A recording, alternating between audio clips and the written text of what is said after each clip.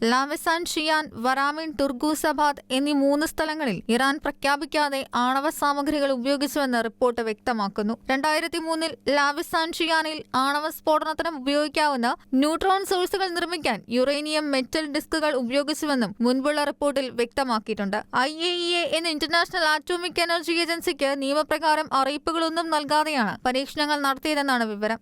ഇറാനിൽ കണ്ടെത്തിയ രഹസ്യ പ്രവർത്തനങ്ങൾ ആണവായുധ നിർമ്മാണവുമായി ബന്ധപ്പെട്ടതാണെന്നാണ് IAEA സ്ഥിരീകരിക്കുന്നത്. പരീക്ഷണം സമാധാനപരമെന്നാണ് ഇറാന്റെ ന്യായീകരണമുണ്ടായിരിക്കുന്നത്. 60% ശുദ്ധിയുള്ള യുറേനിയം ഇറാന്റെ ശേഖരണത്തിലുണ്ടെന്നും ഇത്തരത്തിൽ യുറേനിയം സമ്പുഷ്ടീകരണം ആണവ ബോംബുണ്ടാക്കുവാൻ നിർമ്മിക്കുവാനും ഇറാന് കഴിയുമെന്നുള്ള മുന്നറിയിപ്പാണെന്നും IAEA വിലയിരുത്തുന്നു. അന്താരാഷ്ട്ര മര്യാദകൾ ലംഘിച്ച ഇറാന്റെ ഈ നടപടിക്കെതിരെ US, Britain, France, Germany international atomic energy ഏജൻസിയിൽ പരാതി ഉന്നയിക്കുകയും മറ്റ് നടപടിയിലേക്ക് കടക്കാനുള്ള സാധ്യതകളും ഏറെയാണ്. അതേസമയം IAEA റിപ്പോർട്ടിൽ പ്രതികരണവുമായി ഇസ്രായേലും രംഗത്ത് വന്നു.